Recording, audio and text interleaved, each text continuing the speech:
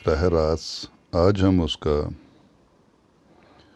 Next part करेंगे, क्योंकि अभी इसका कि ये नहीं अंदाज़ा लगाया जा सकता कि इसके कितने पार्ट बन जाएंगे, क्योंकि जब व्याख्या में चले जाते तो पता नहीं लगता कि कितना समय एक शब्द पे, एक अक्षर पर ही लग जाता है। तो जहाँ हमने कल ये छोड़ा था, आज हम उसको कंटिन्यू करेंगे। आसा महला पहला, गुरु नानक देव जी का जो शब्द फिर निरंतर चला हुआ है। कहते हैं, सुन वड्डा आखे सब कोय, केवड वड्डा डीठा होए। गुरु नानक देव पातशाह जी कह रहे हैं कि उस ईश्वर के बारे में सुन सुनकर सब कह रहे हैं कि वो बहुत बड़ा है, बहुत विशाल है, क्योंकि जितनी हम उसके बारे में ये प्रशंसाएं कर रहे हैं, क्या हमने उस ईश्वर को देखा है, उसको एहसास किया है, उसका अनुभव किया है? गुरु नानक देव महाराज जी कह रहे हैं कि नहीं, सब सुन सुन कर ही उसको बड़ा कह रहे हैं। या इसके अगर आगे चल जाएं, कुछ पढ़ लिख कर, कुछ पढ़ कर, कुछ अपने विचारों से उसको बड़ा कह रहे हैं कि बहुत बड़ा है, बहुत बड़ा है, सर्वव्यापक है। जितनी भी हम उस ईश्वर के बारे में बातें करते हैं, तो महाराज जी कह रहे हैं, केवड वड्डा डीठा होए। वो कितना को बड़ा है असल में तभी पता चलेगा जब अगर उसको देखा हो तो इसलिए कहते हैं कि सारी दुनिया उसको सुन सुनकर, सुन वड्डा आखे सब कोई, सुन सुनकर उसको बड़ा कह रहे हैं, पर उसको अगर देखा होगा तो उसकी हकीकत, उसकी असलियत हम तभी ही बयान कर सकते हैं। कीमत पाए ना कहे आ जाए। उसकी कीमत या किसी भी कीमत पर उसको हम नहीं कह सकते। जिस तरह हम ज्ञान की अगर बात करें, हम पैसों से गुरु ग्रंथ साहब जी का स्वरूप, गीता, बाइबल, कुरान घर में ला सकते हैं। यहाँ कोई साधु संत वो कीमत से, पर वो गुरबानी का जो ज्ञान है, या गीता का ज्ञान है, बाइबल कुरान का ज्ञान है, वो कीमत आधारित नहीं है। उसकी कोई कीमत नहीं है और ना ही वो कीमत से हासिल किया जा सकता है। वो आपका अनुभव है, आपकी कमाई है, वो कीमत से नहीं का हासिल किया जा सकता। कहते हैं ना उसकी कीमत ही है और ना वो कीमत से हासिल किया जा सकता है, क्योंकि वो उसको कहते हैं वो कीमत से परे है। दो बातें, ना तो वो कीमत से खरीदा जा सकता है, ना तो वो कीमत से, किसी भी कीमत से हासिल किया जा सकता है, और ना उसकी कोई कीमत है। कहते कीमत पाए ना कहे आ जाए, कहने वाले तेरे रहे समाए। जितना जिन्होंने अपने अभ्यास से उसको अब अनुभव किया है, उसको अपने समीप जाना है, उसको अपने करीब देखा है, कहते हैं वो उतना उतना उसमें समाई जा रहे हैं। पर वो किसी कीमत से हासिल नहीं होता और ना ही उसकी कोई कीमत है। वड्डे मेरे साहिबा गहर गंभीरा, गुणी गहीरा। फिर उस मालक की बात करते हैं, हे मेरे मालक बड़े साहिब, तू बहुत बड़ा खजाना है। खजाना ये नहीं अब कहें कि धन का है, संपत्ति का है। अध्यात्मक की बात हो रही है तो अध्यात्मक में ज्ञान धन कौन सा? ज्ञान का, उसकी बख्शिश का, उसकी खुशबू का, उसके आनंद का, उसके अमृत का, उसके एहसास का, उसके दर्शन का। इस खजानों की बात करते, वैसे तो सारे खजाने उसी की है, पर आध्यात्मिक नज़र में जाके इन संसारी खजानों की कोई अहमियत नहीं रह जाती। आध्यात्मिक खजाने शरीरक खजानों की इच्छा चाव छोड़कर ही हासिल होते हैं। तो कहते गहर गंभीरा गुणी गहीरा, तेरे गुण बहुत है, तू गुणों का खजाना है, बहुत बड़ा समुंदर है, तू बहुत गंभीरता का खजाना है और बहुत तू गहरा है। उस गहराई में जितना जिसने गोता लगाया उतना ही तुझे उसने जानना है, पर तेरा अंत फिर भी कोई पता नहीं, तू कितना गहरा है, तू कितना गंभीर है और तेरे गुणों का खजाना कितना बड़ा है। कोई ना जाने तेरा केता केवड़ चीरा। हम दुनिया में साधु संतों की जन्म तारीखें, देवी देवताओं की जन्म तारीखें, भक्तों की जन्म तारीखें हम ढूंढते रहते हैं, खोजते रहते हैं। कई बार तो हम ये भी अंधविश्वास है, इस ईश्वर की जन्म तारीख ये है, ये ईश्वर यहाँ इस वक्त पैदा हुए। महाराज जी कहते नहीं, कोई भी नहीं जान सकता, क्योंकि इसमें अगर देखें तो ये साइंस भी इसको मान रही है कि इस कुदरत को या इस सृष्टि को, इस ब्रह्मांड को बने हुए करोड़ों साल हो गए हैं। वो सिर्फ उसका अभी महज अंदाज़ा है, असलियत उसको भी नहीं पता कि इस सृष्टि को बने हुए कितने साल हो गए हैं, एग्जैक्ट डेट उसको भी नहीं पता। जब इस सृष्टि की हम एग्जैक्ट डेट नहीं खोज पा रहे तो इस सृष्टि को, इस ब्रह्मांड को बनाने वाले की हमें कैसे पता लगेगा कि उसकी जन्म तारीख कब है, वो कब पैदा हुआ था। ये अंदाज़ा है हमारा। वो कहते कोई ना जाने तेरा केता केवड़ चीरा, किसे नू भी नहीं पता, कोई भी नहीं ये जान सकता तू कब का है और तेरा जो पसार है, तेरी जो रेंज है, तेरी जो ताकत है वो कितनी कू बड़ी है। कोई भी नहीं इसका अंदाज़ा लगा सकता। जिस तरह समुंदर की गहराई का अगर बात करें, कोई 10 फुट तक जाता है, उसका अपना स्टैमिना है। कोई बड़ा स्टैमिना का होता है, वो चल जाता, कहता जी 100 फुट गहरा समुंदर है। फिर आगे कोई आ जाता है, वो अपने स्टैमिना के मुताबिक चल जाता है, 500 मीटर है जी, बहुत गहरा है जी।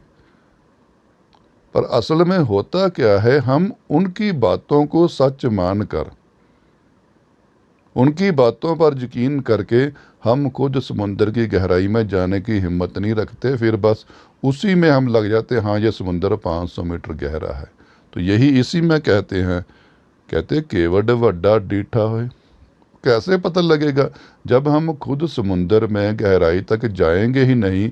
अगर कहने वाले ने कह दिया ये 500 मीटर गहरा है, क्या पता हमारा स्टैमिना ना हो वहाँ तक जाने का, हमारे अंदर हिम्मत ही ना हो, और क्या पता हम 500 मीटर से भी गहरा चले जाएं, हम 1000 तक चले जाएं। ये तो हमारी अपनी अभ्यास की बात है, ये भक्ति आपकी अनुभव की बात है, इसकी कोई सीमा नहीं है। हम दूसरों के ज्ञान को अपना ज्ञान बनाकर बैठ जाते हैं, जो कभी बनना ही नहीं। वो तो उनका एहसास है, वो तो उनका तजुर्बा है, उन्होंने तजुर्बा अपना हमारे लिए लिख के छोड़ दिया या बांट दिया। भक्तों, आप भी चलो, उस गहराई तक जाओ। पर हम नहीं, इन्होंने कहा है, ये वेदों में लिखा है, बस यहीं तक सीमित हो। कहते नहीं, कोई जान ही नहीं सकते इस तरह। वो समुद्र की गहराई अपनी अपनी कैपेसिटी है, अपना अपना अनुभव है, अपनी सुरती की ऊंचाई है। जहाँ तक किसी ने जाना उसको कह दिया, पर कोई उसका अंत नहीं जान सकता। वो कहते पता ही नहीं, कोई ना जाने तेरा केता केवड़ चीरा, तू कब से है और तेरा ये जो पसार है, तेरी जो रेंज है, तेरा जो ये कद है, तेरी जो ये ताकत है, ये कहाँ तक है, कोई नहीं जान सकता। सब सुरती मिल सुरत कमाई, सब कीमत मिल कीमत पाई। सुरती शब्द बहुत छोटा सा है, सुरत। सुरत का मतलब है होश।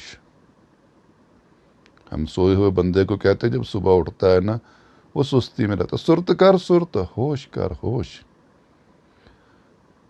शारीरिक तौर पर होश जब है, जब हमारा माइंड एक्टिव हो जाता है, फ्रेश हो जाते हैं।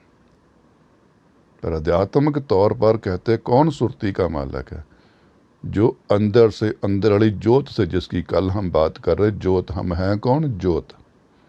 हम शरीर नहीं है, हम जोत है। जो जोत से जागरूक हो गया, जो अपनी जोत से होश में आ गया, अब जोत से जो जाता के सफ़र में निकल पड़ा, भाव आत्मा से जो परमात्मा के सफ़र पर निकला, वह सफ़र सुरती का है। वहाँ शरीर की कोई अहमियत, कोई कदर, कोई ज़रूरत भी नहीं है। शरीर की ज़रूरत है शरीर से आत्मा को जानने की। तो महाराज जी कहते हैं सुरती जो जोत से जाता की तरफ जा रही है ना, वो एक दो नहीं कहते, सब जितनी वहाँ अवस्था में पहुँच गई थी ना, लाखों हैं, करोड़ों हैं, जितने विभागत अपनी आत्मा से परमात्मा के मार्ग तक निकल चुके थे, सब सुरती मिल सुरतक में। सारे ने जोर लगाया, सभी ने जोर लगाया, सब ने कोशिश करी, पर उसके अंत तक नहीं जा पाए। सब कीमत मिल कीमत पाई, बहुतों ने कीमत भी डाली। अगर भक्ति की बात करें, फिर वही बात करूं, भक्ति में कीमत कौन सी? भावना। फिर इसको इसी गहराई में ध्यान से सुनना। यहाँ कीमत कोई पैसों की नहीं बात हो रही, कीमत कौन सी? भावना, श्रद्धा, लगाव, विश्वास, ये कीमत है भक्ति की। उन्होंने सब अपना विश्वास लगाया, सब अपनी आस्था लगाई, सब अपनी लगन लगाई, सब ने सुरती मिल मिलकर इकट्ठी करी। आगे कहते ज्ञानी त्यानी गुर गुर हाई। जितने बड़े बड़े ज्ञानी थे, जिन्होंने ज्ञान हासिल किया था, ध्यान भी लगाना जो सीख गए थे, देवी महंत गुर गुर हाई, बड़े बड़े साधु संत सब ने एकत्रित होकर सुरती भी मिली, देवी देवते भी मिले, ज्ञान भी मिला, ध्यान भी मिला, गुरु भी मिले, कीमत भी लगाई गई, अपनी भावना, श्रद्धा, सब कुछ अर्पित करके भी महाराज जी कहते हैं कहन न जाई तेरी तिल वडियाई।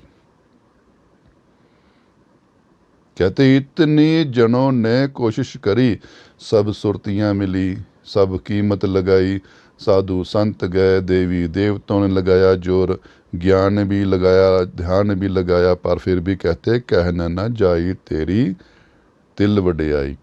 फिर भी इतना कुछ मिलाने के बावजूद भी तेरी जो प्रशंसा है ना, जो तेरी सिफत है, वो तिल मात्र भी नहीं बनती। तो हम 1-2 घंटे सिमरन करके, साधना करके, चाहे 4 घंटे सिमरन करके फूले फिरते रहते हैं। लो मैंने तो आज बड़ी उस्तति करी। वो हालांकि पढ़ के करी है, ये कमाई की बात कर रहे हैं गुरु नानक देव जी। वो कहते कमाई वाले साधुओं ने मिलकर इतना कुछ कर लिया, पर फिर भी एक तिल मात्र भी उसकी प्रशंसा नहीं कर पाए। फिर आगे इसके आगे कहते हैं सब सत सब तप सब चंगियाइयाँ। सारे सत, सत मतलब सच, जितने भी तप थे संसार में और जितनी भी अच्छाइयाँ थी इस दुनिया में, सिद्धा पुरखां कियां वडियाइयाँ। सब जो सिद्ध पुरुष, महापुरुष, उनको जो बख्शे मिली हुई थी, ताकतें कह लो, उनके ऊपर जो रहमत हुई थी, वडियाई, बख्शिश, सिद्धा पुरखां कियां वडियाइयाँ, सिद्ध पुरखों की बड़ाई, बख्शिश। फिर आगे वो कहते एक बात है, तुद विन सिद्धि किने ना पाइया। एक बड़ी ये बात होती है रिद्धियाँ सिद्धियाँ। कई लोग इसी में भक्ति, इसके लिए भक्ति करते हैं, मुझे रिद्धि मिलेगी, मुझे सिद्धि मिलेगी। रिद्धि सिद्धि ताकत को गिन लेते हैं कि मेरे पास ताकतें आ जाएंगी, मेरे पास शक्तियाँ आ जाएंगी। गुरबानी में इन शक्तियों का बिल्कुल ही दरकिनार किया गया। शक्तियाँ कौन सी? कहते रिद्धि कौन सी? सबसे बड़ी सिद्धि कौन सी? रिद्धि कौन सी? अपने आप को शोधना सिद्धि है। 9 निधियाँ 18 सिद्धि कहा जाता है। जो कि वेदों ग्रंथों का विचार है। कहते जी 9 निधियाँ हासिल हो जाएंगी, 18 सिद्धियाँ हासिल हो जाएंगी। अब वो 9 निधियाँ कौन सी है? हमारे शरीर में 10 इंद्रियां हैं टोटल, 5 कर्म इंद्रियां, 5 ज्ञान इंद्रियां, सबसे अहम इंद्रिया मस्तिष्क, जिसके जरिए से ईश्वर की खोज होनी है। बाकी 9 जो इंद्रियां हैं उनको भक्ति में रिद्धि कहा गया है। उनको काबू कर, उनको हासिल कर, क्योंकि हर के विचार 2 हैं, इसलिए 18 बन जाती। विचार 2 हैं, ज्ञान के विचार भी 2 हैं, किसी को अच्छा लगता है किसी को बुरा। आपकी सोच के विचार भी 2 बन जाते हैं। सोच कहती नहीं ये अच्छा है, नहीं ये बुरा है। आंखों के विचार भी, बोलों के विचार भी, सुनने के विचार भी। जब तक मस्तिष्क एक नहीं, वो 10वीं इंद्री एक नहीं है, कभी भी ये इंद्रियों की रिद्धियां सिद्धियां हासिल नहीं होनी। वो रिद्ध सिद्ध पुरुष है, वो सिद्ध पुरुष है जिसने अपनी सारी इंद्रियों को अपने कंट्रोल में कर लिया है, अपने काबू में कर लिया, और एक इंद्री जागरूक कर ली जो अहम है, वो है मस्तिष्क, जिसके जरिए सुरती ने पैदा होना है उस ईश्वर की होंद, उस ईश्वर की अवस्था के बारे में ज्ञान हासिल होना है। तो इसमें कई बहुत लोग बाहर ढूंढते हैं हमें ऐसी ऐसी शक्तियाँ, वो तंत्र शक्तियाँ होंगी। भक्ति में शक्तियाँ खत्म करने को भक्ति कहते, जहाँ सब कुछ ही हार जाना है। अगर भक्ति से ये फिर संसारी शक्तियाँ ही लेनी है, लो जी मैं संसार को बस में करूँगा, संसार को ड्रामे कर कर के दिखाऊँगा, तो ये तो भक्ति नहीं है। फिर तो जाओ कहीं जाके शिले काटो, जो पता नहीं होते कि नहीं होते। मैं तो इन चीज़ों को नहीं विश्वास करता, क्योंकि मैं तो एक ही निराकार की बात करता हूँ कि नहीं। भक्ति में अपने आप को पूर्ण सुधारना, पूर्ण शोधना, सिद्ध पुरुष बनना, सब कुछ सिद्ध कर लेना। कौन सा? आंखों को देखने का राह, जुबान का स्वाद, कानों का, अपनी इंद्रियों का, मस्तिष्क का, मन का, हाथों का, पैरों का, इनको शोध लेना, पवित्र कर लेना, वो है रिद्धि। फिर महाराज जी उसमें कहते तुद बिन सिद्ध, तेरी बख्शिश के बिना, तेरी रहम के बिना, तेरी दया के बिना सिद्धि कोई भी नहीं पा सकता। भाव तेरा ज्ञान, गुरबानी ज्ञान हासिल कर लेगा बंदा, इसका टीकाकरण कर लेगा, इसको ट्रांसलेट करना सीख लेगा। गीता का भी कहते हैं ट्रांसलेट करना सीख लेगा। बाइबल कुरान सहारे पे सब कुछ कर लेगा। बाइबल ये कहती है, कुरान ये कहती है, गुरबानी ये कहती है, पर असल मकसद तो ये है बंदे तू क्या कहता है, तेरी अंतर आत्मा क्या कहती है, तेरा मस्तिष्क जो है उसको शोध लिया है। उस सिद्धि की बात कर रहे महाराज जी के, तुद बिन सिद्धि किने ना पाइया, तेरे बिना वो वाली सिद्धि जहाँ मेरियाँ 9 इंद्रियाँ, उनकी 18 दिशाएं, लेफ्ट राइट वाली 2-2 दिशाएं थी, वो जब एक होगी वो सब मेरे काबू में आ गई। कर्म मिले नाही ठाकर रहाइयाँ, किस्मत, बहुत बार ये कहती है किस्मत क्या होती है। शारीरिक तौर पर जो किस्मत है वो हमारा कर्म है। जैसे हम किसी का बुरा करते हैं शारीरिक तौर पर, शारीरिक जो सुख दुख है वो हमारी किस्मत मांगनी जा सकती है। हमें अमीरी मिलनी है, हमें बीमारी मिलनी है, पर मानव जुनी का मकसद तो देखें, मकसद क्या है मानव जुनी का? मानव जुनी का एक ही मकसद है, जोत को उस ईश्वर से मिलाना। तो इसका मतलब क्या है? शारीरिक सुखों का तो फिर हमारे इस जीवन में कोई मोल ही नहीं है, फिर इनके पीछे क्यों पागल हुए हैं? हम एकत्रित करने में लगे रहते हैं, महल बनाने में लगे रहते हैं, मौत आती है एक पल में, हमें इससे फना कर जाती। वो चीज़ें नहीं फना होती, हम अलग हो जाते। तो इसमें कर्म कौन से? जो हमने किए हैं। लेकिन सबसे अहम कर्म कौन सा है इंसान का? इबादत। ये कर्म करने हम आए हैं, जिसको एक गुरबानी में पहले ही भी कहा जाता है, अवर काज तेरे किते ना काम। जितने भी तू कर्म ये कर रहा है, यहां तक ये दान भी कर रहा है, तू भले भी कर रहा है, लंगर भी लगा रहा है, तू ना आवे वस बहुता दान दे। कहते अर्पण क्या करना है? तूने तो उस जोत को अर्पण करना है, जोत को। उस जोत के सहारे कह लो, जो उस दो जोत की दक्षिणा के ऊपर ही तुझे ईश्वर ने दीदार देना है। शारीरिक तौर पर जो भी तू कर्म कर रहा है, यह जोत हासिल करनी है पहले, पर इसमें हमें निष्काम नहीं हुआ जाता, कामना ही नहीं छोड़ती हमने। कर्म मिले नाही ठाकर हाइया। अगर किसी को तो दे रहा है ना, तेरी रहमत है, जब तेरी बख्शिश है, जब तेरी उस पर नज़र आ गई, तो दुनिया की ताकत उनको फिर रोक भी नहीं सकती, क्योंकि देने वाला तू जब हो गया तो फिर कौन रोक लेगा। इससे एक बात भी याद ही ध्यान रखा करो, कई बार यह अंधविश्वास फैला दिया जाता, तेरे काम में बाधा है, तेरे घर में क्लेश, किसी ने कुछ कर दिया, जादू टूना। कुछ नहीं होता संसार में, सिर्फ मस्तिष्क का भय है, वो डर है।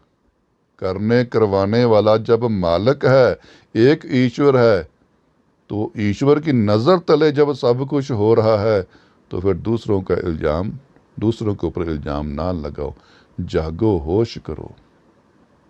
जिसकी एक इसी में बात कहूँ, वो कहते हैं, दद्दा दोष ना कहूँ दीजिए, दोष कर्म अपने। किसी को दोष ना दे अपनी गलतियों का। तो इसलिए अंधविश्वास से एक सिमरन कर रहा है, साधना कर रहा, ज्ञान का राह पकड़ो, उस ईश्वर की स्तुति करे, पर वो तब तक नामुमकिन है, विश्व वही कहते, जब तक उसकी बख्शिश ना हो, जब तक ज्योत में ना पहुंच जाए हम। ये शरीर छोड़ता ही नहीं हमें ज्योत तक जाने के लिए। इच्छाएं, पुत्र की इच्छा, घर की इच्छा, मान यश की इच्छा, औहदे की इच्छा, सत्ता की भूख, पता नहीं कितने कुछ इसमें जंजाल फंसे हुए। जोत के बारे में तो ये सोचने नहीं देता, तो आप तो जोत हो, कहाँ जात के कहते लालच में फंसे रहते हैं। आज हम धर्म कर्म भी कर रहे हैं तो जात के मोह में कर रहे हैं, जोत के रोशनी में तो नहीं कर रहे। ये अहंकार क्यों? धर्म कौन सा अहंकार सिखाता है? कौन सा ईर्ष्या सिखाता है? कौन सा वेद ग्रंथ है जो ईर्ष्या सिखाता है? जोत में तो ईर्ष्या है ही नहीं, ये जात में है, शरीर में है। हम कहते हैं मैं साधु हूं, पर नफरत तो गई नहीं। मैं कहता मैं पंडित मौलवी हूं, नफरत क्रोध तो गया नहीं, काम तो गया नहीं, लोभ तो गया नहीं, लालच तो गया नहीं। अगर इससे भी आगे जाए, मुझे भाई साहब बनने का बड़ा शौक है, मुझे प्रचारक बनने का बड़ा शौक है, ये भी तो एक माया का रूप ही है,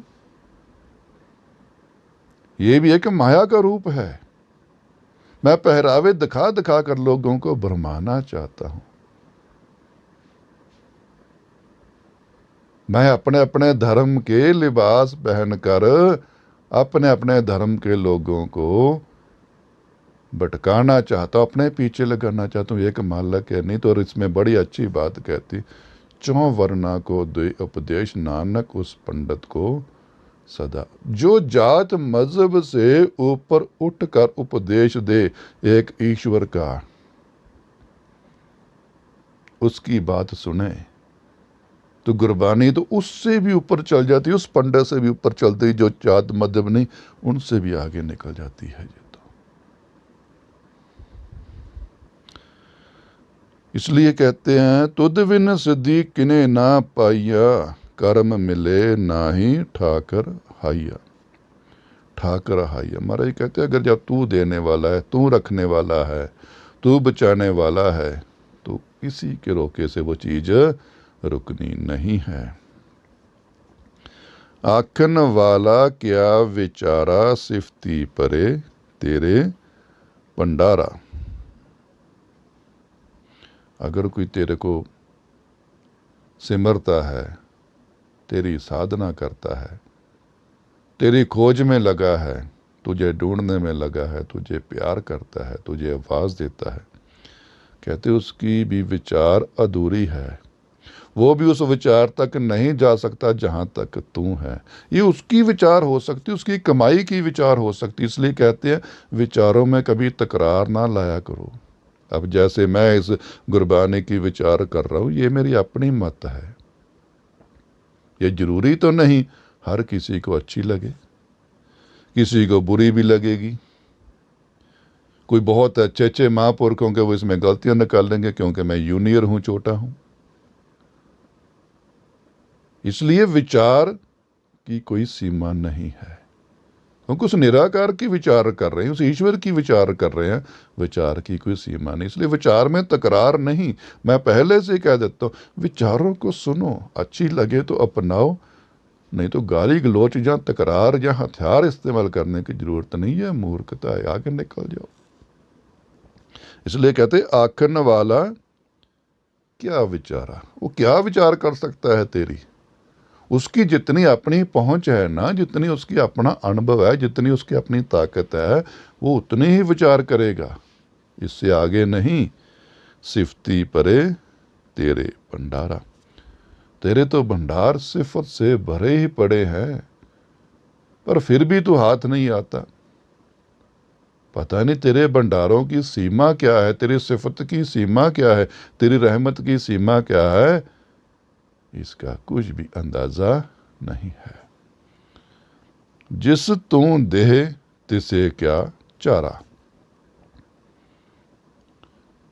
महाराज जी कहते हैं जिसको तू देता है, ये विचार, ये ज्ञान, ये रिद्धि, ये सिद्धि जो गुरबानी में पीछे में विचार करके हटे हैं, ये चीजों की बात करे। कहते जिसको तू देता है उसके सामने किसी और का चारा, चारा मतलब कि बात कह लो, उसका उद्यम कह लो, उसका क्या चाल चलेगी।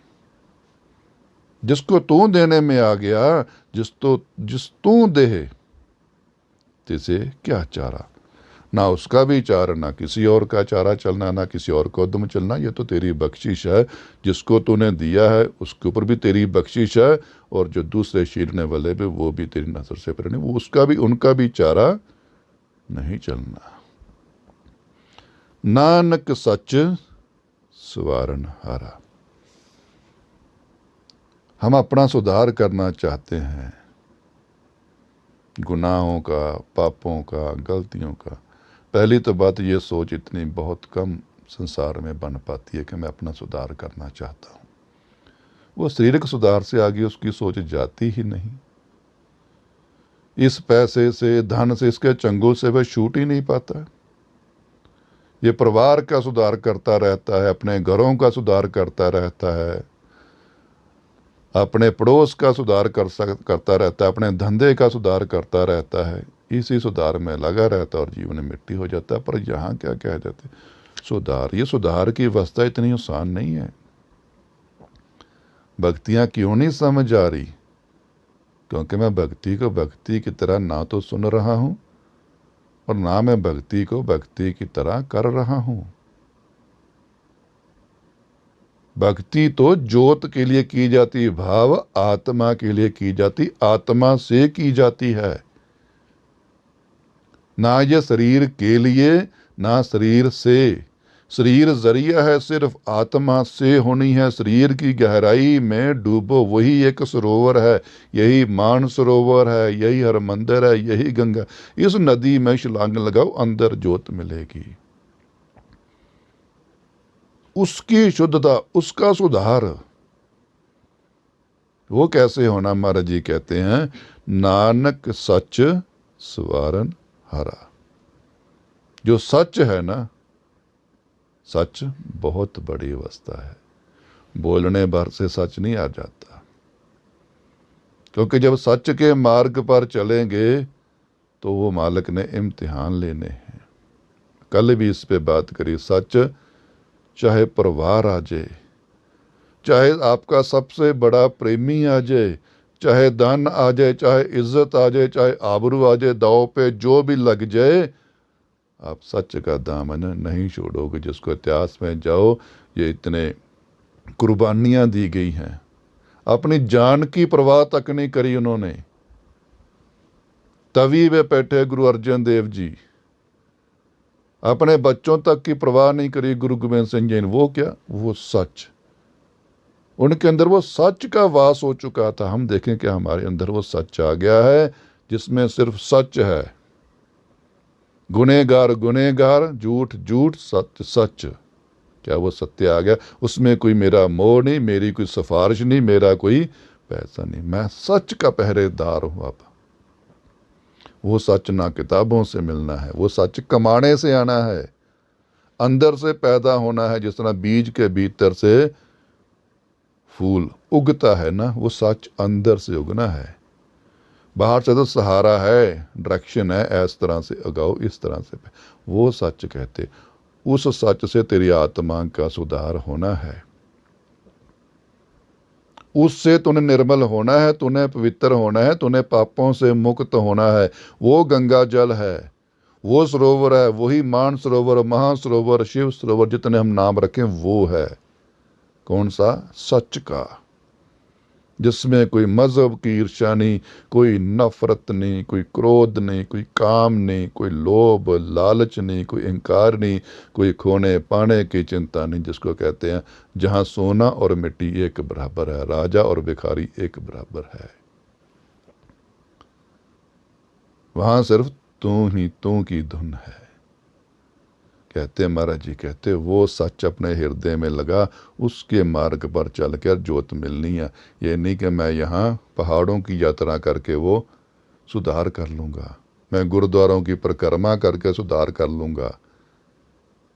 हजारों हजारों मील के सफ़र करते हम, सच का सफ़र करना पड़ेगा, सच की पगडंडी पर चलना पड़ेगा, सच के मार्ग पर चलना पड़ेगा। अगर उस ईश्वर को पाना है, उस ज्योत को पाना है, तो ये तीर्थों की यात्रा पे जाके सत्य नहीं मिलता। जहां है ही माया है, ईश्वर के नाम पे भी जहां माया ही बिखेरी हुई है, वहां सत्य की उम्मीद ना करो। सत्य तो आपके भीतर है, और आपको पता होता है अंदर कि मैं कितना सच का पुजारी हूं या कितना मैं चालाक हूं। उस मार्ग, उसकी अवस्था की बात महाराज जी कहते हैं, नानक सच सुवारन हारा। जो सच है ना, वही तेरा सुधार करेगा, इसके अलावा और कुछ भी सुधार नहीं करेगा। कुर्बानी पढ़ने की अवस्था क्या, अंदर सच पैदा होगा। नहीं हुआ, पढ़ी जो जितना मर्जी पढ़े, जो उसका कोई फ़ायदा नहीं। कोई सिमरन की मार्ग पर चला हुआ है, इसकी पहले ही भी एक बात करिए कि मंत्र क्या होते हैं। मंत्र का मार्ग है ये सत्या तक जाना, गीता का मार्ग है सत्या तक जाना, बाइबल कुरान का मार्ग है अंदर के सत्या तक जाना। किसी साधु संत की वाणी सुनते हैं, मतलब कि अंदर के सत्या तक जाना। जो उस सत्या तक नहीं पहुंचा, वह अपनी इबादतों का बेमतलब ढंढोरा ना पीटे, और जो सत्या पर पहुंच गया उसका ढंढोरा वो पीट ही नहीं सकता, गूंगा हो जाता है। वो ना जिदेगा, ना बहसेगा, ना संसार में आकर अपना आप दिखाएगा। वो तो गुम हो जाता है, गुम शहर में गुम हो गए, गुम होकर तुम मिले। महाराज जी कहते हैं सच स्वर्ण हारा। वो सत्या की अपने अंदर नज़र देखा करो, क्या वो सत्या वाली ज्योत मेरे अंदर जल रही है? वो एक ओमकार की, वो ओम की, वो अल्लाह की, वो राम की, वो कृष्ण की सत्या वाली ज्योत, जिसको कोई आंधी, कोई तूफान, कोई मृत्यु भी बुझाना तो बड़ी दूर की बात है, वो हिलती भी नहीं। वो आत्मक ज्योत है, वो असली प्रकाश है, जो इन नेत्रों को बंद करने से भी हमें दिखाता है राह। कानों में रुई भी डाल लोगे, बोले भी हो जाओगे, फिर भी धमनी सुनेगी, जुबान गूंगी भी हो जाएगी, पर वो ज्योत में इन इंद्रियों का सहारा नहीं है। इन इंद्रियों से, वही 9 निधियां कहते 18 से, इन इंद्रियों से रहित होकर, इनको एक कर कर ही वो एक ज्योत मिलनी है। उस सच की बात कर रहे महाराज जी, नानक सच सुवारन हारा। आगे आता है आसा महला पहला, फिर कहते हैं आखा जीवा विसरे मर जाऊं। अपने प्रेम की अवस्था बयान करते हैं और इसी से सोच होती है। ये गहराई तब तक मापनी या महसूस करनी भी, ज्ञान की गहराई तब तक महसूस नहीं की जा सकती जब तक आप अभ्यासी नहीं हो। हम सीमा तो नहीं बात कर रहे, पर इसको महसूस करना कि इनकी अवस्था कितनी गहरी होगी। कितनी गहराई में ये चले गए थे उन मोतियों को चुनने के लिए, ज्ञान के मोतियों को, ज्ञान के संपत्ति को, ज्ञान की अमीरी को। कहते हैं आखा जीवा विसरे मर जाऊं। मालिक, जब मैं तेरा नाम लेता हूँ, तेरी याद करता हूँ, तुझे सिमरता हूँ, तो मैं जीता हूँ। विसरे मतलब जब तू भूल जाता है ना, तो मुझे मौत आ जाती है। मैं मर जाता हूँ तेरे बिना, मुझे मृत्यु जैसा लगता है। इसकी अगर आगे व्याख्या करूं, कहते शरीर की जो जान है वो कहते आहार क्या, हवा पानी अन्न। ये तीन चीजें हमारे इस शरीर को पालती हैं, चलाती हैं, ताकत देती है। वैसे तो मृत्यु का कोई इलाज नहीं है, पर शरीर को चलाने की बात करें, जीवन, इस शारीरिक जीवन की बात करें, क्या हवा जरूरी है, पानी जरूरी है, अन्न जरूरी है, वस्त्र बहुत मिनिमम जरूरत आ जाती है, पर उसके बिना जीवन चल सकता है। पर तीनों की जीवन में अहम जरूरत है, जिसके बिना जीवन नहीं, मौत आ जाएगी, हवा पानी अन्न। पर यहाँ वो अपनी आत्मिक जीवन की बात कर रहे हैं कि मैं अपनी आत्मा से, अपनी उस ज्योत से जीवित हो गया। कैसे? जब मैं तुझे सिमरता हूं। जीवन कौन सा है हमारा? क्या यह शारीरिक जीवन हमारा है? क्या यह शारीरिक धर्म हमारा है? क्या यह शारीरिक ज्ञान हमारा है? तो ये जब कब्रस्तान में, जब शमशान में जाएगा, तो फिर उसके बाद ये तो सारा कुछ वहीं जल जाएगा। जितना ज्ञान हमने पढ़ पढ़ कर जुबान पर रखा था, वो तो सारा शमशान कब्रस्तान में रह गया। पढ़कर सुनकर जो सीखा था, वो तो सारा कब्रस्तान में, शमशान में रह गया। ये धर्म के जो हमने चिन्ह पहने हुए थे, जनेऊ थे, सुन्नत थे, ककार थे, दस्तार थे, वगैरह वगैरह, जो भी, ये तो सारे शमशान में चले गए। उसके आगे तो गए नहीं, क्योंकि मैंने ज्योत के ऊपर तो जो चीज़ों को अपनाया ही नहीं, अपनी आत्मा के ऊपर तो अपनाया ही नहीं। ये वहाँ की बात करते हैं, उस जीवन की बात करें जो शरीर से रहता है। ज्योत के जीवन की बात कर रहे हैं महाराज जी। क्या कह रहे हैं? आखा जीवा विसरे मर जाऊं।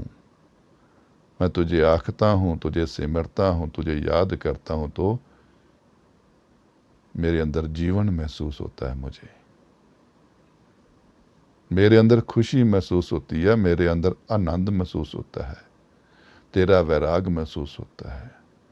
लेकिन जैसे ही तुझे मैं विसार देता हूं अपने अंदर से, तो ऐसे लगता है मुझे मृत्यु आ गई है, मैं मर गया हूं तेरे बिना, अब मेरा जीवन ही नहीं है। आखा जीवा विसरे मर जाऊं, आखने औखा साचा नाउ। अब इसमें कहते हैं आखने औखा सच्चा नाउ।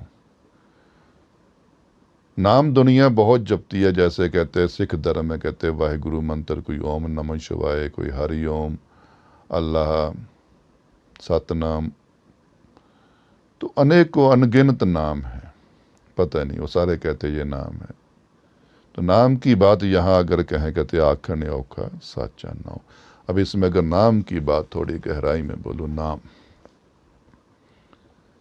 वाहिगुरु वाहिगुरु जपा करो, ओम नमो शिवाय का जाप करो, अल्लाह का जाप करो, वगैरह वगैरह, जितने मंत्र दुनिया में है, क्या ये नाम है? नाम की अब इसमें एक परिभाषा दूंगा छोटी सी मैं। नाम क्या है? नाम है प्रेम, जिसकी अभी कहते आखा जीवा। जब वहां पहुंच गए ये मंत्र, वैराग बन गए ये मंत्र, दिखावा नहीं, जपना नहीं कि मैं 2-2 घंटे जपता हूँ, 4-4 घंटे जपता हूँ। इसका असर देखना पड़ेगा। क्या ये मेरी जोत तक पहुंचा? मेरी जोत ये सिमरन कर रही है? क्या मेरी जोत में वो वैराग आ गया है? वो अल्लाह की तड़फ, वो नानक का वैराग, वो एक ओंकार की पीड़ा, वो ओम की दर्द, वो शिव का दर्द मैंने देखा नहीं अभी, पर दर्द इतना बढ़ गया है कि अब उसके बिना मेरा जीना ही मुहाल हो गया। आखा जीवा विस्तरे मर जाऊं। वो नाम की बात कर रहे हैं। हम तो यहाँ उलझे हुए हैं, वाहिगुरु पर उलझा हुआ, कोई ओम नमः शिवाय पर उलझा हुआ, कोई किसी से कान में मंत्र लेके कहता मैंने जी नाम ले लिया। ये शब्द हैं, ये सिद्ध करने पड़ेंगे। ये सुधार के शब्द हैं। किसके सुधार के? अपने अंदर के। हृदय सुधरेगा, ये इंद्रियां सुधरेंगी, 9 निधियां 18 सिद्धियां जिसको कहते ये है। जब सिद्ध हो जाएगा फिर अंदर से वैराग, जिसको एक बात कहते हैं, अगर हम गमले में गुलाब की कलम लगाए ना तो उसके पत्तों में खुशबू नहीं आती, भले हरियाली होती है, खुशबू उसके फूल में आनी। गुलाब के फूल में खुशबू आनी है। वो टहनियों के ऊपर ही लगना है, क्योंकि टहनियाँ सूख जाएंगी तो गुलाब भी नहीं आएगा। पर गुलाब के पत्तों में और फूल में इतना अंतर है कि गुलाब की पहचान गुलाब के फूल से, खुशबू फूल से, भंवरा आएगा तो फूल पर आएगा, गुलाब के पत्तों पर वो कभी भी नहीं आएगा। ये है वाहेगुरु कि जब ऊपर वाहेगुरु वाहेगुरु वाहेगुरु करते, जब उस मालक के वैराग का गुलाब लगा, उसके बिछोड़े का ये मंत्र सिमरन जो भी करते हो, ये गुलाब की कलमें हो सकती हैं, बूटे हो सकते हैं, पर इसमें गुलाब लाना है, वो फूल लाना है। क्योंकि भंवरा उस फूल का दीवाना है। किसका? आपके इश्क का, आपके प्रेम का, आपकी तड़फ का, आपके वैराग का। जब ये दूरी महसूस होनी शुरू होगी मालक की, अभी तो संसार की दूरी होती है, मेरा वो सज्जन बिछड़ गया है, वो दूर है, उसके मरने पे वैराग कर रहे हैं, वो ये चीजें खोगी, उसका रोना, धन चले गया तो रोना नहीं। जब भक्ति के बूटे पर ये वाहेगुरु ओम नमः शिवाय जितने मंत्र जपते, हरिओम करते, जब इसके ऊपर वो वैराग वाला फूल, वो दूरी के एहसास वाला फूल, फिर नाम की बात करना। मैं नामी हूं। नामी किसने बनना? शरीर ने बनना है, जोत ने बनना है, जोत ने। वहां जब वो वैराग का फूल, दर्द का फूल, तड़प का फूल, फिर भंवरा आएगा। नहीं तो पत्ते जितने मर्जी हरे कर लो, भंवरा नहीं आएगा। इन मंत्रों पर, गुरबानी पर वो फूल लाना है, वो हमने लाना है अपनी मेहनत से, अपने अभ्यास से, अपनी नीयत से। जिसको कहा गया सच, सच स्वारणहारा, उस सच के जल से, उस सच की मिट्टी से, सच के बीज से। फिर महाराज जी कहते ये बहुत मुश्किल है। अगर ये मुश्किल ना होता तो कहते, महाराज जी कहते सांत दुनिया में गुरुद्वारों में जहाँ चल जाओ वाहेगुरु वाहेगुरु का मंत्र जप रहे, मंदिरों में चल जाओ, औना चला, फिर औखा क्या मुश्किल क्या? ये तो सारे दुनिया जप रही, मेरे गुरु नानक देव जी झूठ बोल गए? नहीं, सच को काबिज करना, सच के ऊपर पहरा देना, सच के साथ चलना, और इस नाम को जपना। कौन से? सच के साथ, सच्चाई के साथ, जहां मतलब नहीं, अब जहां इच्छा नहीं, झूठ की कोई भी कनी ना बाकी रहे। अभी तो मैं वाहिगुरु वाहिगुरु जपता हूं, जब ना राम राम जपता हूं ना, इच्छा, पाने की इच्छा, बड़े होने की इच्छा मैं करता हूं, इन्हीं के लिए हूं, मुझे कुछ हासिल होंगे। ये तो झूठ है। जब तक ये झूठ है, ये मंत्र ने नाम नहीं बनना।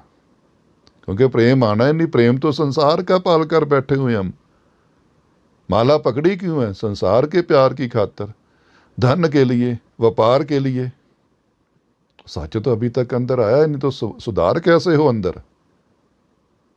पहले सच आएगा, सुधरेगा, फिर उस सच के साथ कहते हैं, महाराज जी कहते बहुत मुश्किल है आखने औखा सच्चा नाम। वो वाला जो नाम है जिसमें सच है, जिसमें ईश्वर की इच्छा है, सच्चा है, प्रेम है, जिसमें सिर्फ तू ही तू का ध्वनि है, धुन है, उसको मालक कहते हैं, महाराज जी कहते बहुत मुश्किल है।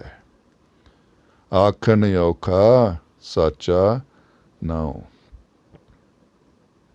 साचे नाम की लागे भूख, उत भूखे खाए चलिए दुख। महाराज जी कहते इस अवस्था की भूख लगानी बड़ी मुश्किल है। धन की भूख लगी हुई है, पर ये बचपन से नहीं थी, ये भी धन की, औहदों की, ये बचपन से, जन्म से तो ईश्वर ने दी नहीं थी, पर ये आज देखो हर मनों में ये भूख आ गई। ये कहाँ से आई? संगति से आई, और कहीं से नहीं आई। जैसी संगत मिली वैसी ये भूखें बन गई।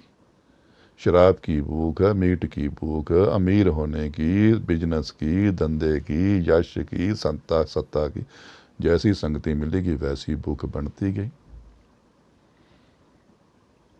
अगर संगति सत्या वाली भूख वाली ली होती,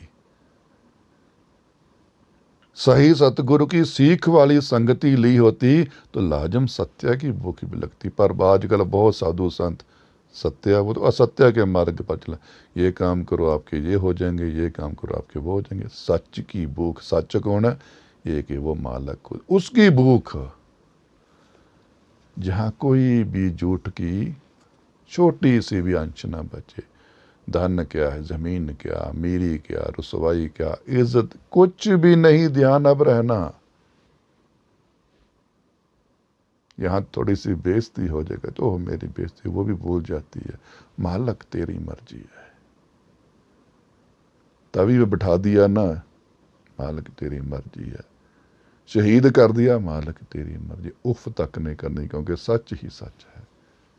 महाराज जी कहते जब तेरे हृदय में वो सच की भूख लगेगी ना, वो ईश्वर वाली भूख, या अपने अपन अंदर झांक कर देखें क्या वो ईश्वर वाली भूख लग गई है, कि यहाँ ये चीज़ों वाली भूख है। चीज़ों वाली भूख से फिर ना कहना मैं नाम जपता हूँ, भले ही 2-2 घंटे बैठते हो, 4-4 घंटे बैठे, वो नाम नहीं बना, वो गुलाब का फूल नहीं बना। सच, महाराज जी कहते हैं साचे नाम की लागे भूख, जब तेरे को अंदर हृदय में, तेरी जोत में, पेट में ये भूख नहीं आनी, ये पेट में तो अन्न की स्वाद की आएगी, ये मस्तिष्क में आएगी, ये जोत में आएगी, आत्मा में आएगी ये भूख। साचे नाम की लागे भूख, जब उसकी भूख तुझे तंग करेगी, तड़प करेगी, विराग बनेगा, तू पागलों की तरह कहते उसको ढूंढेगा। फिर क्या कहते हैं? उत भूखे खाए चलिए दुख। जब उस भूख के साथ तू सिमरण करेगा ना, उस भूख के साथ जब तू पुकार करेगा, जब उस भूख का खाना तू मांगेगा, उस भूख का, पेट की भूख का नहीं, माया की भूख का नहीं, धन की भूख का नहीं, औरत की भूख का नहीं, ये काम क्रोध लोभ अहंकार की भूख का नहीं। जब तू सच की भूख लगाएगा और उस सच की भूख को मारने वाला आहार मांगेगा, तो वो सच कौन है? सच तो वो खुद है, वो खुद उसको आना पड़ेगा, और किसी से ये भूख मरनी नहीं। फिर महाराज जी कहते हैं फिर तेरे दुखों का अंत होना है। कौन से दुख? ये शारीरिक दुखों की बात ना करो। सबसे बड़ा हमारे लिए दुख क्या है मानव जूनी के लिए? जन्म मृत्यु का दुख। ये ना कहो कि मेरे जीवन में पैसा कम है, मेरे जीवन में पीड़ाएं बहुत है। ये जीवन खत्म हो जाना है, ये कोई दुख नहीं है। सबसे बड़ा मानव जूनी का दुख क्या है? ईश्वर की दूरी। मैं अपनी जोत के रहत हो गया, मेरे में उस मालक की जोत थी, मैं उस जोत से दूर रह गया, मुझे फिर जन्म मरण का चक्कर पड़ा हुआ है, मुझसे अभी ईश्वर की दूरी है। सबसे बड़ा दुख वो है, जोत अपने मालक तक नहीं पहुंच पाई और शरीर अपनी जोत को नहीं जान पाया। महाराज जी कहते जब सच की भूख लगेगी और सच की भूख का जब तो इलाज मांगेगा उस ईश्वर के सामने, उस मालक के सामने, और सच की भूख सच खाने से ही दूर होनी है। तृष्णा तेरी सच खाने से ही दूर होनी, तृप्ति तेरी सच से ही होनी है, ये मुक्ति तेरी सच से होनी है, मोक्ष तुझे सच से मिलना है। ये गंगा से, ये और किसी सरोवर से, उपायों से नहीं मिलना। सच से, उस सच से मोक्ष होना है, उस सच से मुक्ति मिलनी है, उस सच से तेरे सारे ही दुख खत्म हो जाने हैं। उत भूखे खाए चलिए दुख, वहाँ तू मुक्त होना है, वहाँ तुझे मोक्ष मिलना है, वहाँ तुझे आज़ादी मिलनी जहाँ तेरा जन्म मरण खत्म है। यहाँ तेरी जोत तेरे सामने है। तू अब जोत वाला हो गया, तो जात वाला रहा ही नहीं। अब जात है, अभी तेरी उम्र बाकी, सांसें बाकी है, पर तब जोतधारी हो गया है। ना अमृतधारी, ना सहतारी, ना जनेऊधारी, ना सुन्नतधारी। अब तू जोतधारी हो गया, वो सचधारी हो गया है जो उस मालिक का है। सो क्यों विसरे मेरी माए, साचा साहब साचे नाए। महाराज जी कहते मेरी माता अपनी माँ को कहते हैं, हे माता जी, ये नहीं जरूरी कि वहाँ माता अपने आप को, जब बंदा बहुत दुखी होता है ना, जब कोई चोट लगती है, हाय माँ, तो विराग में बोल रहे हैं, तड़फ में बोल रहे हैं। मेरी माता वो क्यों बिसरे, मैं उसको क्यों बोलूं। सो क्यों विसरे मेरी, मैं उस मालक को मैं क्यों भुलाऊं, उसको मैं क्यों दूर करूं अपने आप से। साचा साहब साचे न, जिसका नाम सच्चा है और जो सत्या का मालिक है, क्यों बुलाऊं मैं उसको। साचे नाम की तिल वड्याई, आँख थके कीमत नहीं पाई। फिर इस अवस्था की बात कर रहे हैं, यहां नाम की बात कर रहे हैं, फूल की बात कर रहे हैं, गुलाब की। अब पहले तो मान बढ़ाई, किसी ने इतिहास की करी, किसी ने अपने पीरों फकीरों की करी, सिखों ने सिखिज्म में अपने गुरुओं की करी, हिंदुइज्म में अपने राम कृष्ण इनकी करी। उस ईश्वर की बढ़ाई जिनकी ये सिखा कर गए थे, हम तो इनको पकड़ कर बैठ गए। ये तो सिखा कर गए थे भी हम जिसकी सिफत कर रहे हैं आप भी उसी की करो।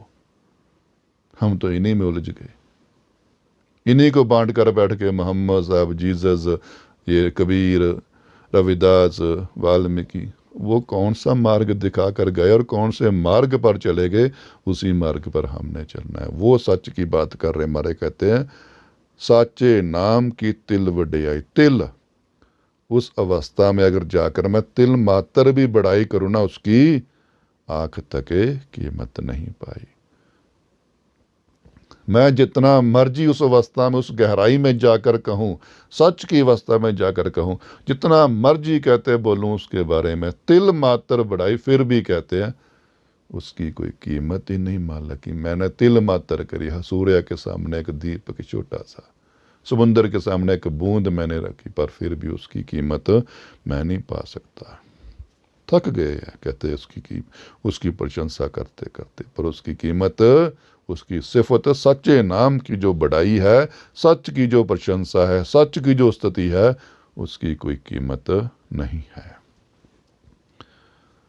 जे सब मिलके आखन पाए, वड्डा ना होवे काट ना जाए। वो ईश्वर की होंद के बारे में महाराज जी बता रहे हैं। वो अपने आप में ईश्वर है, वो अपने वजूद में जीवित है, अपने आप में वो एक समुंदर है। समुद्र में लाखों नदियां मिल जाएं तो समुद्र का वजूद बड़ा नहीं होना, लाखों निकल भी जाए तो उसका काम नहीं होना। वो कहते हैं जे सब मिल के आँख न पाए, सारी दुनिया के भगत, इबादत, साधु, संत, सारी दुनिया के जितने भी जो रूहें हैं, आत्माएं हैं, जागरूक हैं जो, अगर वो उसकी उस्तुति में लग भी जाएं, सब मिलके आँख न पाए, वड्डा न होवे काट ना जाए। उनके कहने से थोड़ी उसने बड़े हो जाना, वो अपने आप में बड़ा है, और ना उसकी निंदा करने से उसने छोटा हो जाना है। वो अपने आप में स्थिर है, उसको कोई हिला नहीं सकता, कोई गिरा नहीं सकता, उसकी अपनी होंद है। उस मालिक की बात करते हैं, उस सत्या की बात करते हैं। यहाँ बहुत सारी संस्थाएं देखी, वो आकारों को ईश्वर का रूप दे जा रहे हैं। वो कहते हैं ये नहीं, कबीर ईश्वर है, वो राम ईश्वर है, वो नानक ईश्वर है, वो जीसस ईश्वर है। आकार में ईश्वर नहीं। आकार में पहले बात कह सका हूं मैं, आकार में ज्योत, ज्योत में ईश्वर है।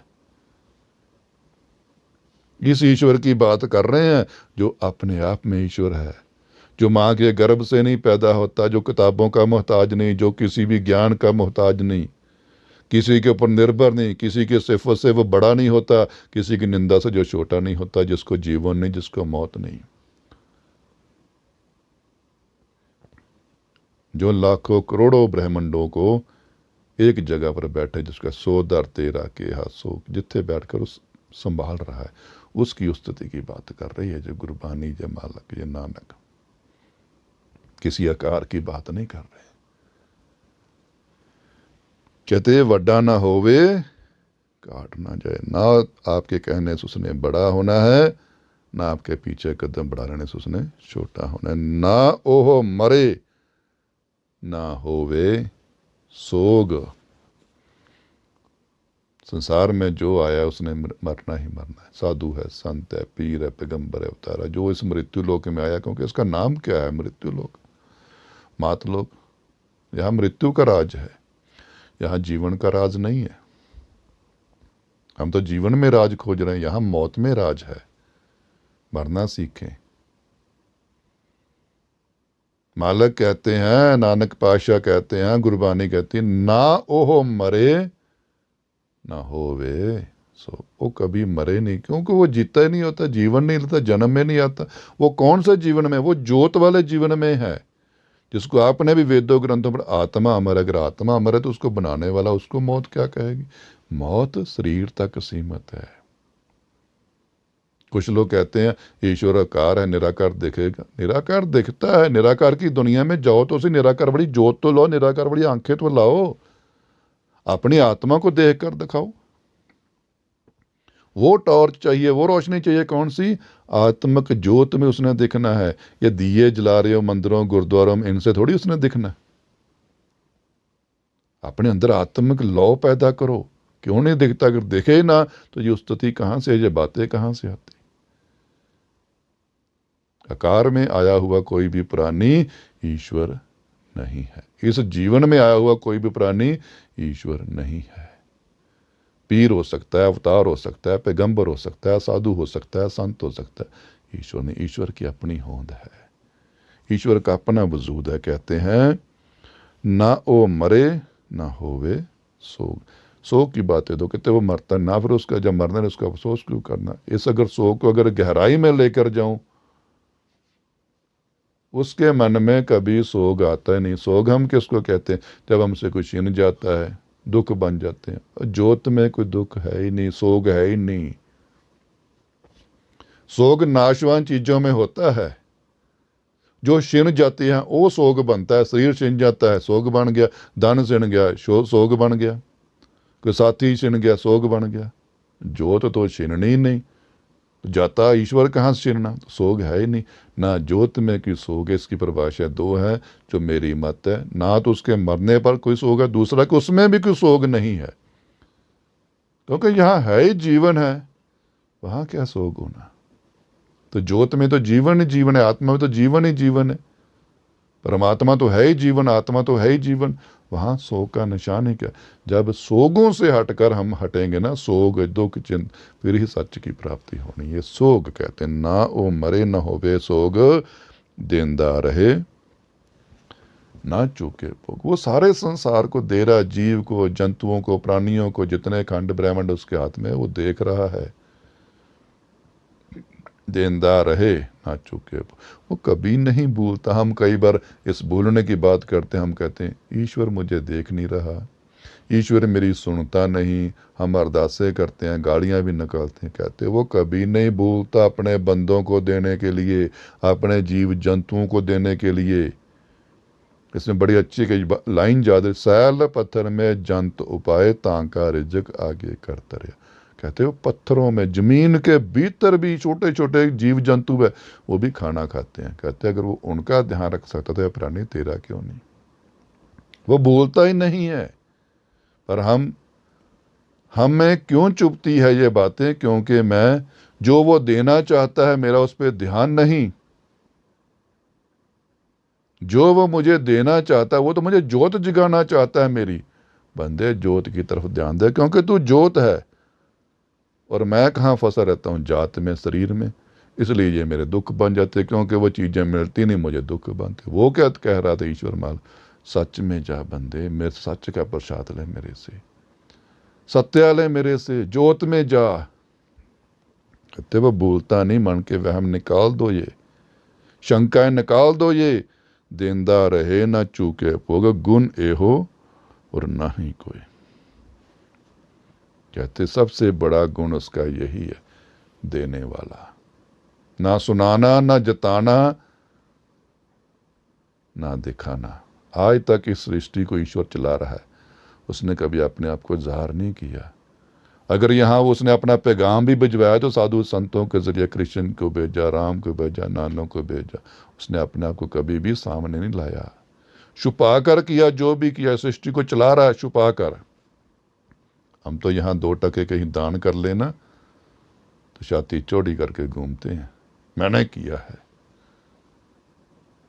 प्रशंसा ना होता हमें क्रोध आ जाता है, मेरा नाम ही नहीं बोला गया। ये सबसे बड़ी उसकी कहते हैं गुण है।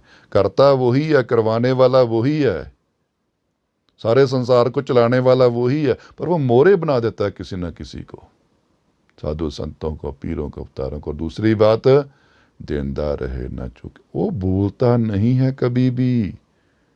ये बहुत बड़ा उसका गुण है। कहते उस पर शंका ना करो, संदेह ना करो, बहुत बड़ा गुण है उसका ये। ना को हुआ ना को हुए। यहाँ पता नहीं कहते, वो भी ईश्वर पता नहीं अनगिनत, उसने जन्म ले लिया, अब उसमें आएगा, अब वो दूसरे जन्म में आएगा, उसने फिर दोबारा जन्म लेना ईश्वर ने। ईश्वर एक था, एक है, एक ही रहेगा। महाराज जी कहते ना को हुआ तो ना को हुए। ना कोई उस जैसा कभी हुआ है और ना कभी होगा। ना कभी उस जैसा हुआ है, ना कभी होगा। उसके बनाए हुए बथेरे खेल तमाशे हैं। ये नानक, ये राम, ये कृष्ण, ये जीसस, ये उसके खिलौने हैं हाथों के। पता नहीं कितने खंडों ब्रह्मांडों में इनको भेजता रहता है, वो कितने बर्तन बनाता रहता है, तोड़ता रहता है। हम तो इन्हीं में उलझ गए। लो जी, ये कबीर रब है जी, रविदास है जी, वाल्मीकि है, साईं है जी, और ये तो छोटे छोटे से खिलौने हैं उसके हाथों के। उस मालिक की बात कर रहे हैं ये गुरबानी में।